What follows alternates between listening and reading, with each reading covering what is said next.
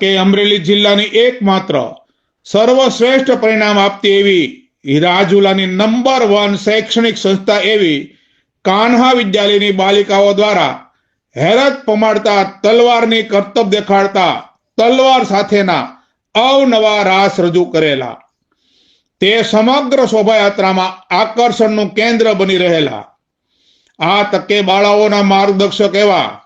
trustee ઘનશ્યામભાઈ પીજર, ગભરુભાઈ પિંજર, શિક્ષક વિપુલભાઈ હળિયા, જીતેન્દ્રભાઈ ખુમાણ, નિલેશભાઈ કળસરિયા સહિતનાઓ પણ બાળાઓ સાથે હાજર રહ્યા હતા